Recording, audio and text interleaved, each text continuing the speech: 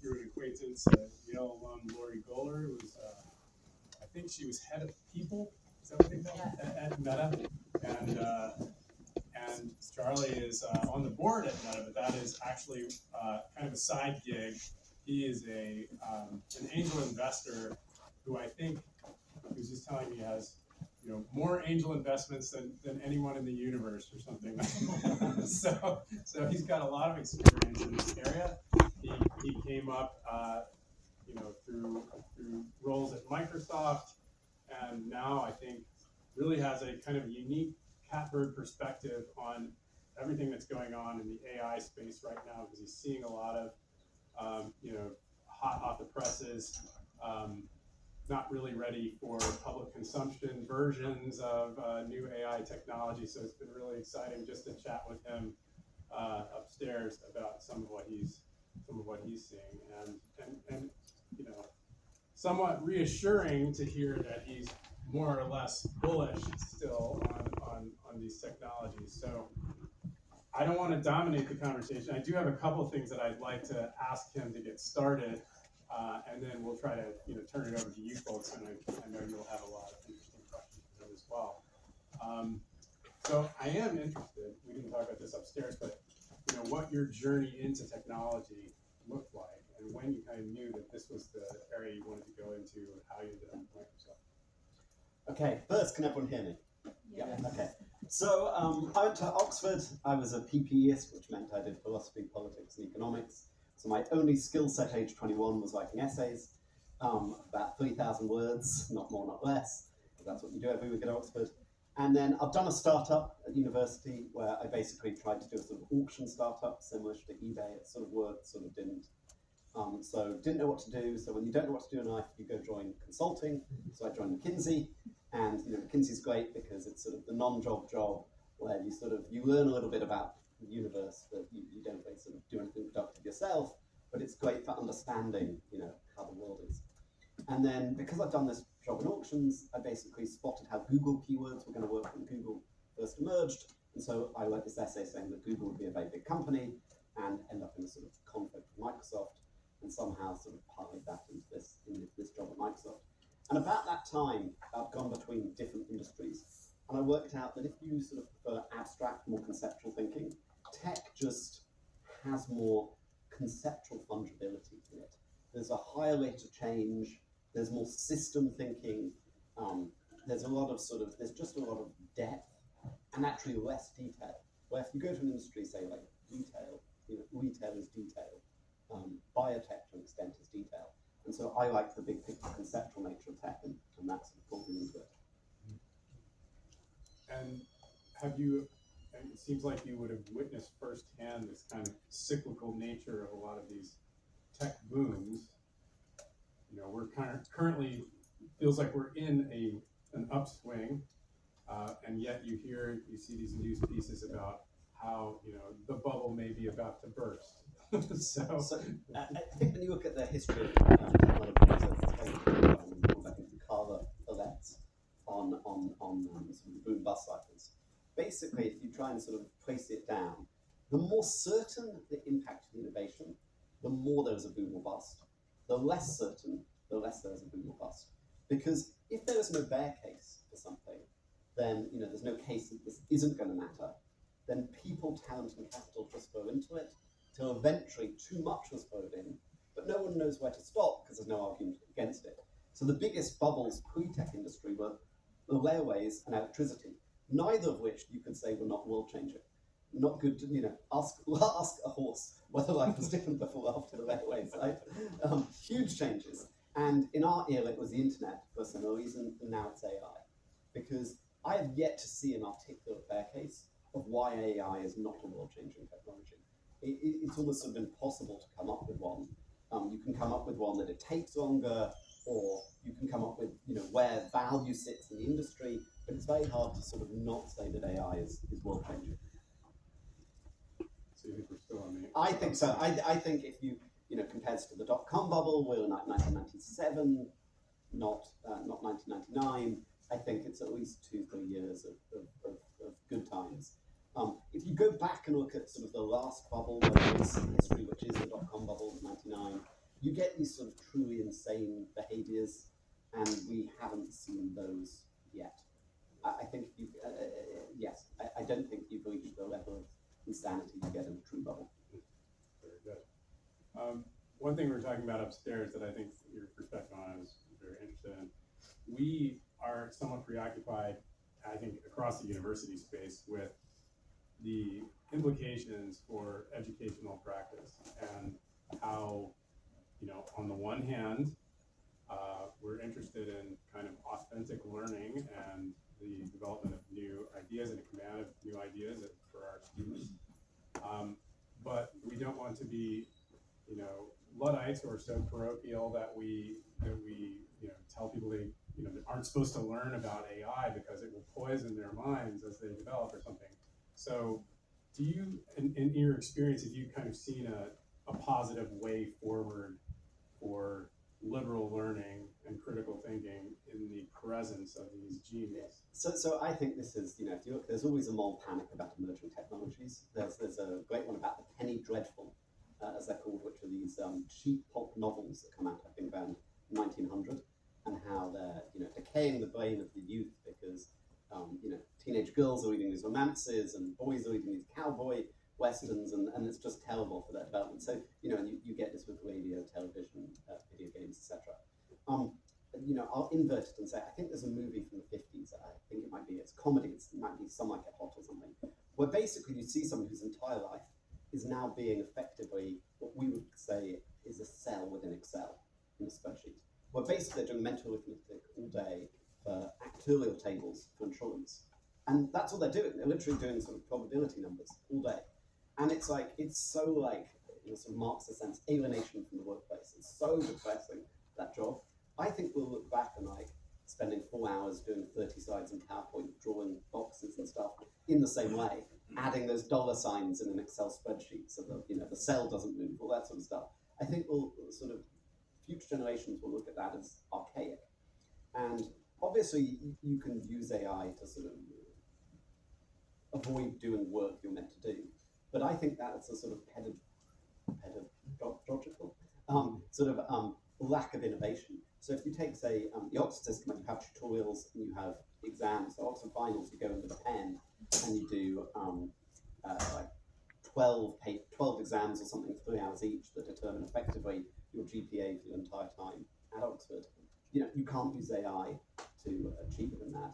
And then the tutorials are one-on-one. So if you had a 50% assessment from a sort of professor in class, and then 50% exam, where you're handwriting the exams, you can get a understanding of someone's, how deep their understanding of the epistemology of their subject is, regardless of how much they've been using AI. And what that should force over time is that people will use it to deepen their understanding, not to use it to sort of fake an understanding. So you can really use them as assistive tools for the learning process. Yeah. Well, try going deep on a specific topic with AI, and it is amazing how much it can develop your own thinking, especially if you then ask it to go through the transcript and find where it thinks you've got holes in your understanding of the space. It's tremendously useful for understanding missing chunks in your own knowledge base, both at the factual level, but also at the sort of, you see sort of the tree of knowledge, where you're missing key branches, where though you may know the leaves, because you're misunderstanding a branch, your sort of predictive intelligence is limited because you're missing a core chunk of knowledge. And where I'm sort of interested in kind of what learning outcomes should be for more traditional modes of education, I'm sure a lot of the students who are coming here are interested in your perspectives on how to prepare for kind of an AI-enabled workforce, or how to think about a journey through an institution like this in terms of what might be startup formation or launching new technologies themselves. And so I wonder first if you just have any general advice, partly for me in terms of how I should be thinking about preparing students, but also for them, and then I'll open it up to you guys for your specific questions.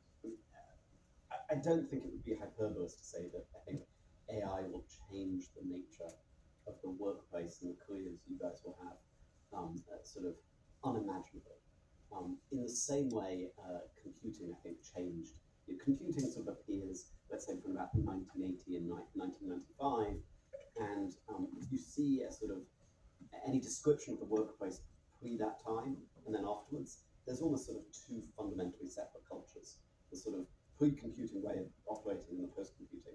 I think there will now be a switch from computing to sort of AI, in the sense of, for the last 30 years, a lot of life has been like Excel, PowerPoint, Word, some ERP system, CRM system, a certain set of tools that are sort of the way office work is done. I think those will go away and basically replaced by AI-first alternatives.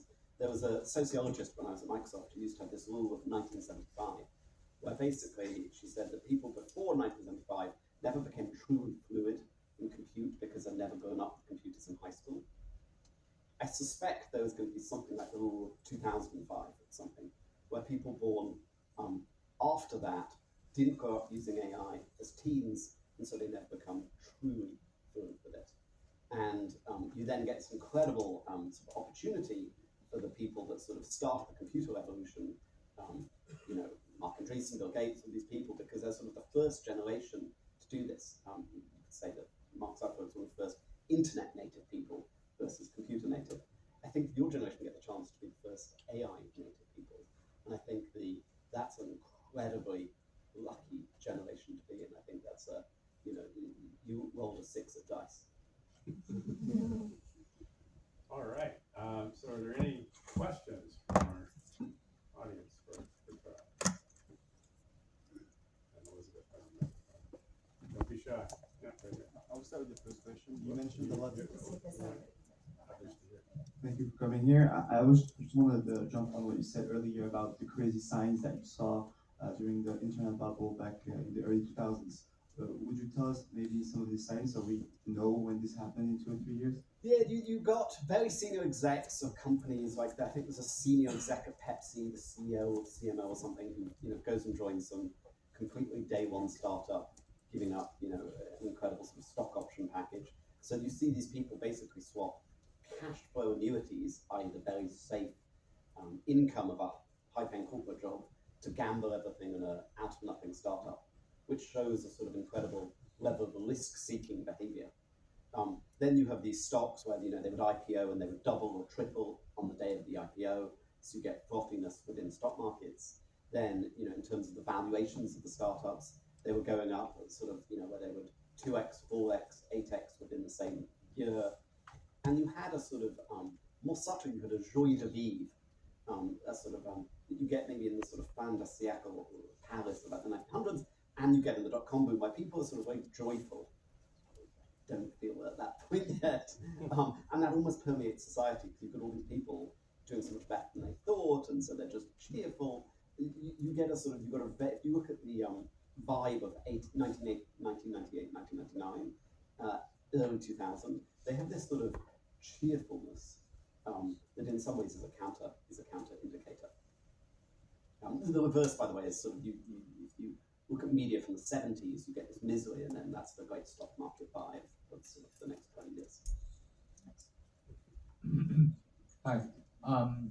So related to one of these technologies, so in the future, for the development of AI, do you think it could become combined with, I don't know if you know anything about quantum computing or quantum information science. Do you think these two might come together one day?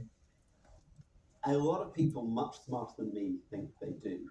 I don't have the first principles, been involved in investing in a couple of quantum computing startups, but I don't have the first principles understanding.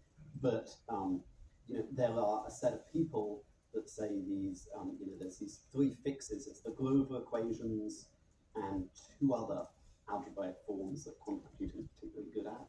And there is a view that potentially that allows breakthroughs in AI, but beyond my pay grade. I had a question. Are there any fantasy literature clubs at Oxford University? My only cool moment in the entire of my life is I was sitting in a pub called the Egon Child, known as the Baby and Bird, and there was a Lord of the Rings competition that I wasn't part of, and everyone got stuck, and I happened to know the answer. So the question, the question was definitely yes. I can't actually remember what the question was. I think it was the name of one of the Nazgul or something, and there's only one who's named or something. But yes, colossal nerd. Bravo. I love that. If we had a little competition on like fantasy book topics, I would happily participate. Yeah, I have two questions. So first one is, these days I've seen like a lot of AI startups, they raise billions of dollars even without a product, pre-product. So what is your perspective of that kind of startup? So there's something about the AI industry that appears to be special. Now, of course, you never know whether it's to be special. That's a hypothesis. I would say we're at the hypothesis stage, but it's looking probable, which is returns to cognition that's sort of gone ballistic, which is it turns out that sort of, Napoleon had this phrase that fortune favours the big armies. And if you're having a fist fight, I would pick 100,000 high school physics teachers over Einstein and Oppenheimer and Newton and Leibniz. On the other hand, in AI, I think you would pick those four, not the 100,000. As in the returns to absolutely extreme ability, particularly mathematical ability, seem to be insane in AI development. And so what you're finding is agglomerations of extreme talent are getting extreme outcomes. Whether that is the right bet or not, too early to tell. But I don't think it is a equally insane thesis. Okay, thank you. That was not a product placement for mathematics, but Yeah, my second question is, thank you for answering. But second question is, Sorry, I'm just happy because he's back. I also say, before the second question, there is an interesting thing with AI, which is I do think when you use it, when prompt engineering has huge returns to vocabulary knowledge. Because the specificity of the prompt is incredibly good. I remember someone doing, you put me in this example with your fantasy book question, but there was someone doing examples of sort of the AI generation of art, and they were trying to get a sort of, like a Lancelot type figure looking good or whatever. And someone used the phrase, a knight resplendent. And resplendent is a fairly archaic, obscure word, but it allowed the AI to come up with a much better image because it was a more precise definition. And so interestingly, I think returns to both math and AI development, but in AI prompting, I think returns to vocabulary are very great. So second question. yeah, my second question is,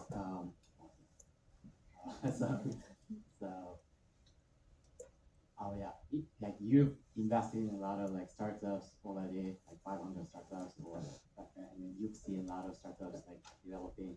So if you invest in new startup this year or next year, what kind of industry or what kind of product niche? Actually, the mistake I first made was to think about industry or product.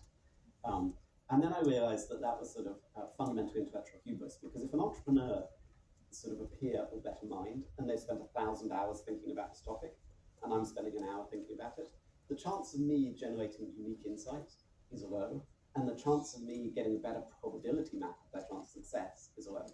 So instead, and because each startup is doing something different, they're idiosyncratics, you can't compare across them. Conversely, the actual way to do it is just to better the person. And I think you're basically looking for an X-Y axis of intellectual ability and sort of will to power, drive, whatever phrase it is, maybe use the AI word agentic. You're looking for high agentic ability, high cognitive ability, and that's sort of all you're looking for. What they're doing as the end industry almost doesn't matter. There was this, going back to Oxford, for example, there was this sort of thing where they would do the interview process for undergrads, or applying undergrads, and they would ask you some question like, green question mark. And the whole point is that it was an abstract topic just to see how you thought, and they were trying to stop people preparing for the interview, and so to sort of avoid people that were less good who'd been coached well, beating people that were more intrinsically less. It's a little bit the same when you're looking at startup founders. The point about talking about their business is just to understand them and their mind and their sort of will, and then you're betting on them, not the thing. That is true when you're just beginning a company at pre-seed. Once you're sort of venture capitalist, which I'm not, at Series A or beyond, it becomes much more about the end industry, the end market. There's an incredibly good investor called Ian Gill, who's very articulate on the importance of the market being right. Hi, this might be a cliche question, but with the enablement of AI in terms of young people developing skills, would you say the suggestion to focus on more generalist skill set or versus like a specialist in a field or versus more interdisciplinary and more like foundational? Okay, so I will try and sort of answer the question in a different way, which is, I think an interesting way to think about early career, particularly in a time of rapid change. I think this is true in general of early career, and even more true of early career in a time of rapid change, is most people don't run a big enough search function. So in some ways, the sort of the depth versus breadth is almost a mindset. The key is to run a search function to find where your talent is best going to place. I sort of meet people now like 40, the most tragic career is when you see someone who's sort of a particularly lively mind, who ended up, say, in private equity, and they're doing well, but they would have been amazing as a VC. Or a VC who's good, but would have been an incredible, attorney or judge or something like that. Where basically they're one click sort of turned the wrong direction because they didn't run a big enough search function. And so what they found is, if you think about all the things you have intrinsic talent for, there are, 30 things you can be an 8 out of 10 in, 10 things you can be a 9 out of 10 in, and maybe only one you can be a 10 out of 10. And the danger is because 8 out of 10 is good, you end up in that, you do well, you like the people, you progress, they become your community, and you get stuck, and you never find the 10 out of 10. So I guess my sort of intrinsic career advice is, run a big enough search function so you are sure you have found the thing that is sort of the apex of what you can give and what you enjoy. Hi. Thank you so much for being here. I think that actually gets to one of my questions about the development of AI right now, which is that it seems as if for a huge number of functions, obviously one of the selling points is efficiency. The other thing is that it seems to raise the floor. When I think about like VO3 from a video generation, it makes it so that someone with a good prompt can execute creative vision far surpass what they could do with a paper and a pencil.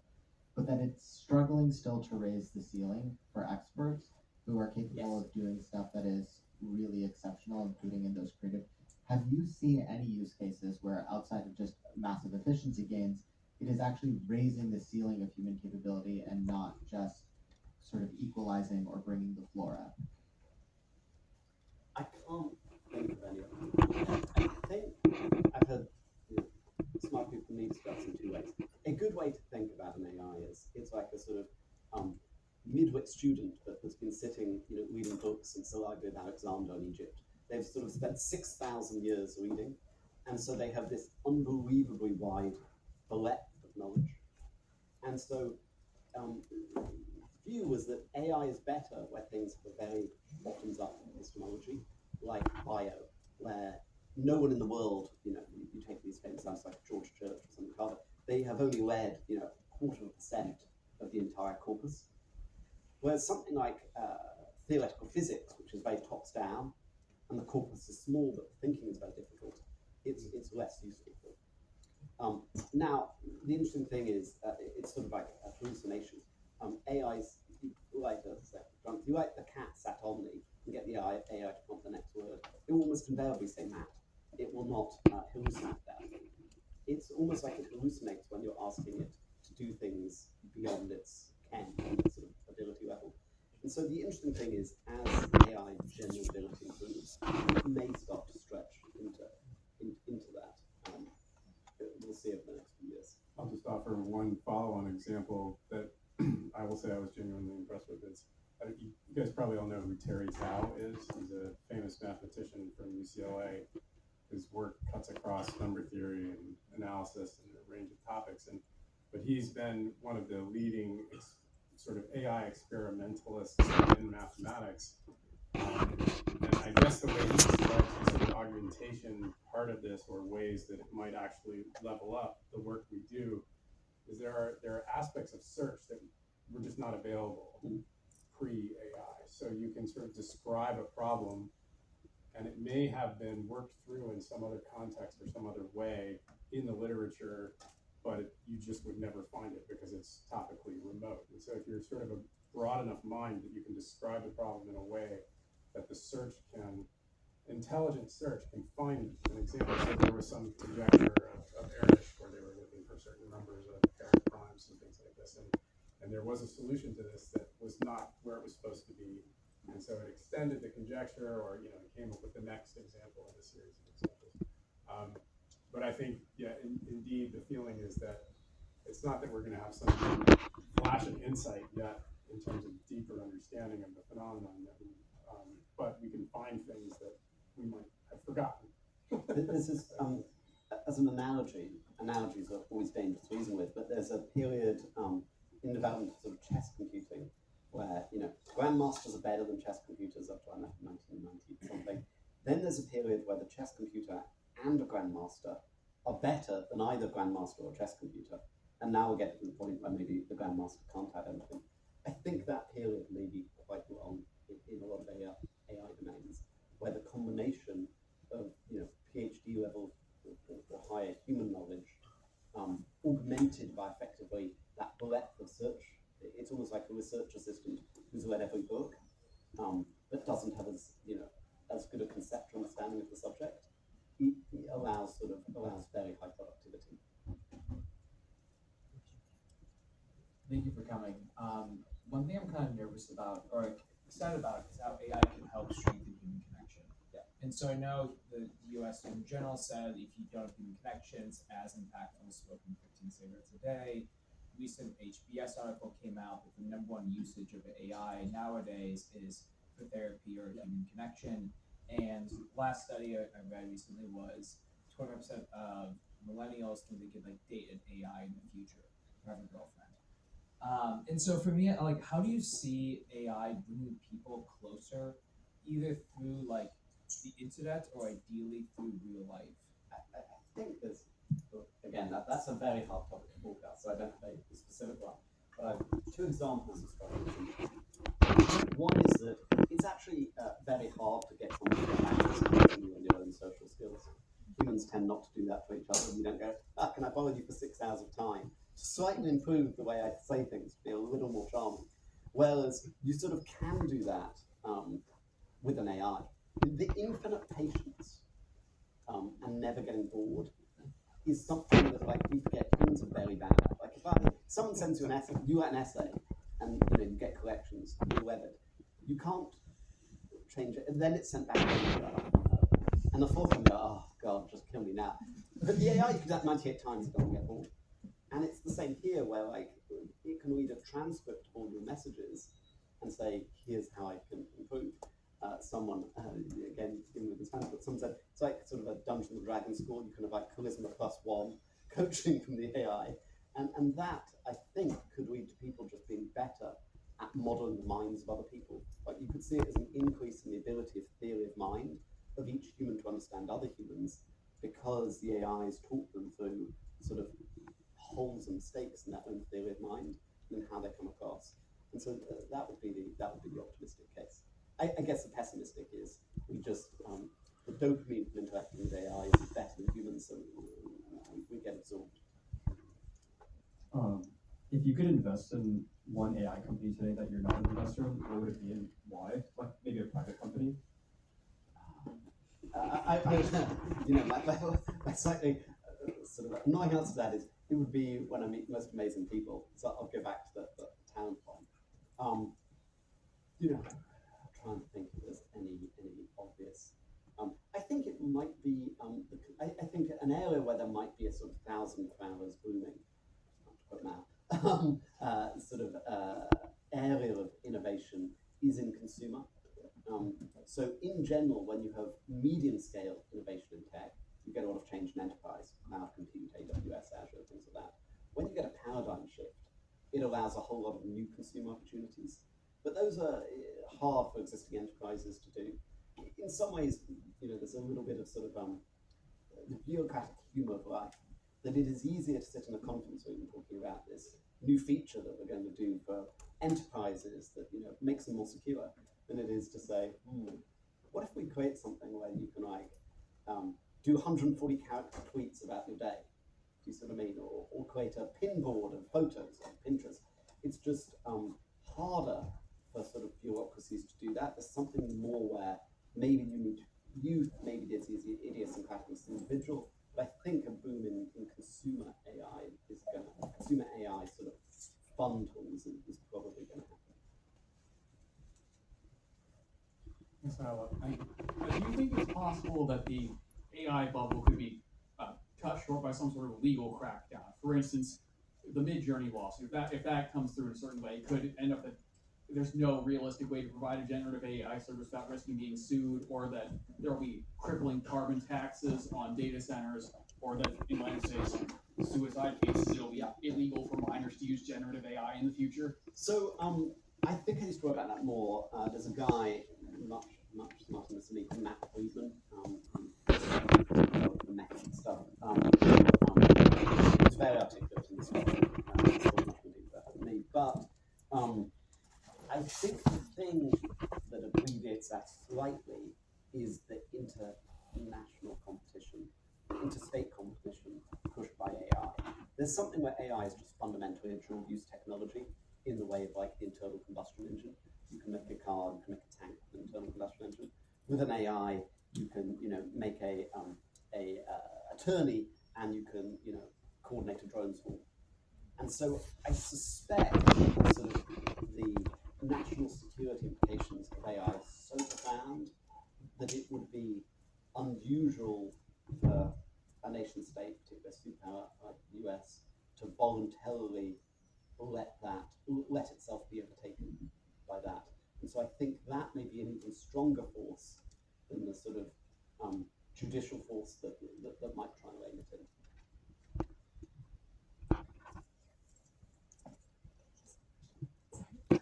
Maybe, I don't know if it's too general of a question, but going back to what you're saying about consumer AI being potentially the next, I don't know, big area of focus.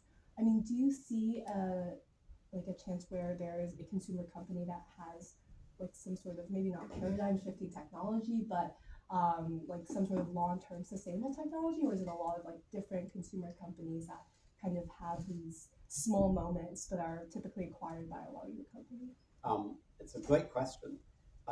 The traditional structure is you get a lot of consumer companies, and they divide into three categories. Some of them just inherently niche, like Ancestry.com would probably be the most pan-app example of a niche, some vertical specific thing, or using AI to help you play video games, something like that. Then there are a set who try and become a big company, but they just don't. Something like, or they don't become the one. There was a set of companies in the dot-com boom who did this thing called internet portals. Excite, Lycos, Alphavista, Yahoo might be one you could have heard of still. And then, none of them did, and then Google did. So my guess is you will get a set, and then one of them will either have such good innovation or just have such a strong founder, just so well run, that it sort of gets velocity and becomes a giant sort of Mag 7 company. I mean, my worldview here is there's these 7 giant companies that sort of worth about $2 trillion plus, called the Mag 7. My guess is we end up with something like a terrific 20 in 10 years, where there's another 13 companies or so that end up worth a couple of trillion. And my guess is one of those will probably be a consumer AI company. I wish I knew what exactly it was going to do though. Thank you so much for all these insights. This is a YALE engineering talk, and I'm an engineering major, and I'd love to hear how you think the AI will be changing traditional engineering fields, or even just regularly legacy industries. So again, I'm going to go from other people's descriptions, because I don't claim first principles understanding, that it's really the ability, say you're designing an airplane, you pull a wing further, and then it automatically changes, the fuel consumption, the sort of number of passengers, the airspeed, all the other variables automatically shift because the AI can calculate it, and that allows much faster development, would be one. And then second, that by sort of reducing the cost to first principles thinking, you get more going back in fundamental sort of different architectural approaches, traditional ways of doing engineering. So, there's a thesis, and again, there's some knowledge that, we could have ended up with the rotary engines as a dominant internal combustion engine rather than the straight or V, or we could have even gone electric from the beginning if those technologies had been there. But once an industry goes down one way, because you've got so many people trained in it, you sort of get these knowledge returns to scale, and it just sort of embeds on that path. And obviously, you can't rewind the Earth and A/B test the alternate paths. But if you had a sort of lower cost prototyping and first principles thinking going down the tech tree, it may allow you to explore sort of more tech trees at the same time. So thank you for being here. So with regards to what you said about what you see in terms of opportunity in consumer AI, actually I had a chance to hear Alexander Wang speak this time, and he actually Truly a brilliant that. Yeah. He actually expressed some amount of skepticism about consumer AI in specific because of the vast reach that companies like Meta and Google already have in terms of their base of users. So so do you have some kind of insight or maybe some advice for founders in this space? I think, Eric's a good thinker, and I think the general nature is if you ever model this out as a game theory, the big fish eat little fish. Like, if you ever sort of try and model economics, one company should end up sort of taking over the world because it's lower cost of distribution, etc. But there's this sort of drawback called managerial diseconomies of scale, which effectively big companies get more efficient. And one of the things I always tell founders is each time you add an order of magnitude of employees, your sort of default is you get an 80% reduction in per employee productivity. And genius is if you can drop that to say only a 40% reduction in per employee productivity, right? So there are these sort of things where the theoretical state is big companies win, but they make sort of bureaucratic mistakes. So that would be one answer. The second is that there's some there's sort of four ways you win. One is that you just outmaneuver them. Two is there's some sort of architectural shift that's so profound that just no one sees it coming. Right? It's just a massive shift in the nature of the world. Maybe the emergence of social networks themselves is an example. If you go and read the sort of early internet analysis, everyone sort of predicts Amazon in like 1997. There's this woman, Mary Meeker, who writes very good presentations on this stuff. And like, you can see e-commerce, you can see auctions, you can see news being predicted. No one predicts sort of social networks as they evolved. No one foresees something like Instagram existing. So there's sort of an architectural insight innovation that gets to scale before anyone even realizes this is going to be a big thing. And to some extent, there tends to be a generational advantage there. I remember being young and sometimes trying to explain these social network things were difficult because people couldn't see why people share photos because they were in 1905 and it was too much beliefs, and so there's this opening there. Third, there's a classic innovator's dilemma where you do something that would impinge the business model of a very large company. And so although they could theoretically follow suit, they just sort of can't because it would mean that they don't do well that month, and then it sort of gets caught in this internal politics, and you sort of skedaddle off glowing while they're having internecine warfare between their departments over how they're going to respond to you. And then the fourth one is you just do something too edgy or weird, and it sort of doesn't go well with the corporate brand. Is some blue chip company gonna like be known as the company that wins in horoscopes or something? Possibly not the best example, but like something that like gives them almost a sort of qualm that we don't want to be this, and then it turns out to be bigger than they think. That would be the sort of four ways I would think to counter scale advantages. Thank you. Hi Charlie, thanks for being here. I used to frequently Eagle and Charlie on the ground, so thanks for that story. I have two questions if that's okay. So my first one was on, you talked about the rule of 2005. Yeah. I was wondering if you had advice on specific ways that we can use AI in our life that integrated in our lives to, reach that rule you were thinking about. I think you may have asked the one question that I should be asking you. I always think if I was waking up trying to not having done a homework assignment I was meant to and brushing my way through it, it's probably one of the best trainings for AI. The adrenaline, the panic, the putting it through multiple AIs to hide the fact you've used AI. This is probably fantastic training. But my guess is it's probably just volume of usage would be the primary variable. I guess the second would be trying to push the edge of one's own thinking. I think one of the things that people I've seen very good at use it to is find, I've alluded to this earlier, find the errors in their own cognition. Where am I missing knowledge pools is quite interesting. And you could also ask it that about your knowledge of AI itself. It sort of goes infinitely self-referential.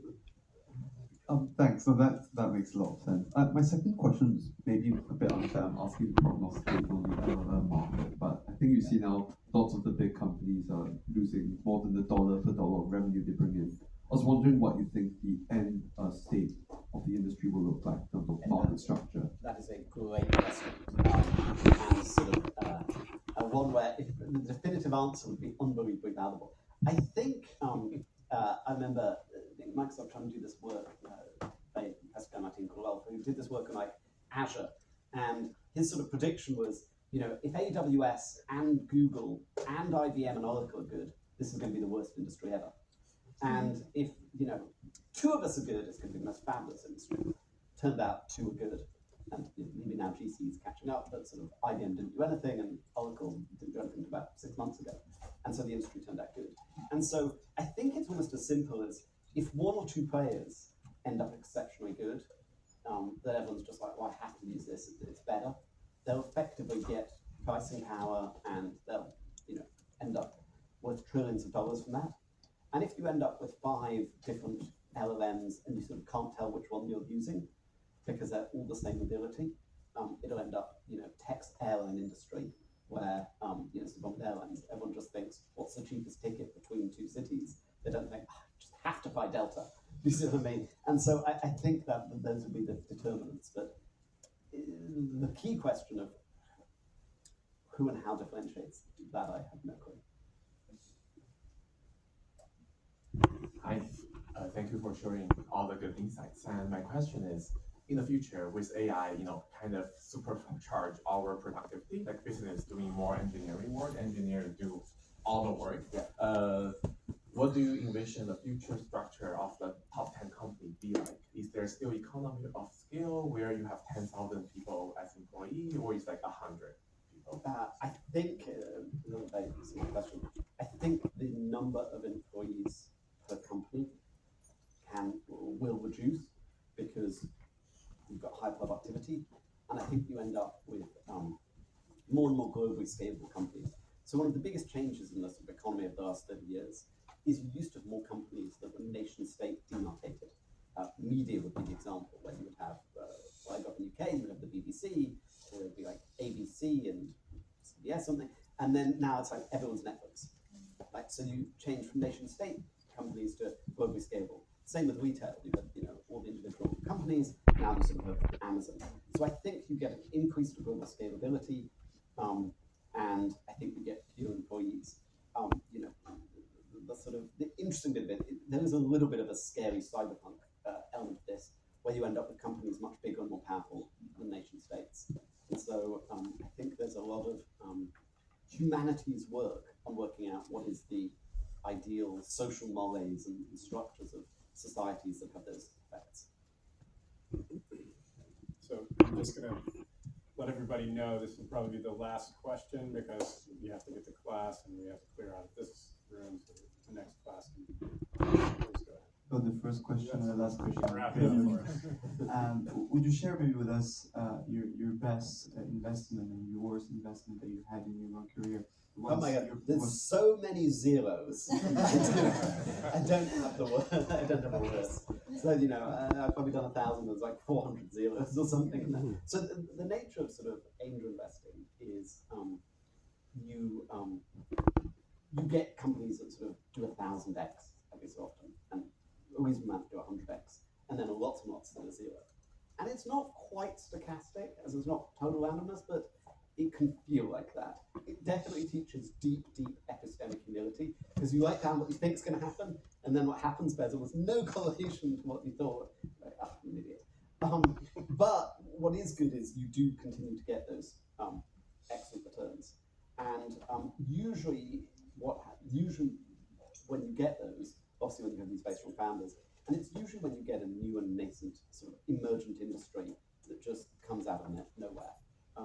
Crypto was like this, defense was like this. It's much harder to sort of be the 15,000th SaaS company and suddenly make it than it is to be something where it's sort of weird. Like I suspect before my time as an investor, that SpaceX, when it's founded, was really an unusual company. We're going after space launch, and there's never really been a private company that does this in 50 years. Anduril, I remember coming out in the Valley and it being very controversial that there would be this sort of defense company, and that's done extraordinarily well. There's this crypto boom in 2016, 2017, before that, no one really has an idea that there will be a crypto industry, and so those companies do extremely well. And then the AI companies around the time of ChatGPT 3, two ex-investors, Daniel Grossman and Matt Friedman, founder of them, do superbly well because no one's worked out AI is going to be an industry yet. So the times when you get the absolute phenomenal outcomes are when you have an incredibly talented person in a nascent industry that no one spotted. That's sort of the perfect setup, but it doesn't occur often. Well, thank you, Charlie. And I guess I'll just say on behalf of my seat here as Dean of Engineering, to the young lady who asked the question about how all of this can affect engineering, you have a rare moment of opportunity here in this time when you're here at Yale as an undergraduate to be thinking about what assumptions am I making? What assumptions is my professor making about the way I'm learning this subject? How could I explode that? How could I think it differently from start to finish? What could AI do to help me get there? And I think that's what being a student is meant to be. It's not about sitting in a classroom and learning rote subjects start to finish, especially at a place like this. You have so many opportunities to talk to your colleagues, to talk to people from other schools at Yale. Explore, explode, do things differently. And thank you, Charlie, once again for coming.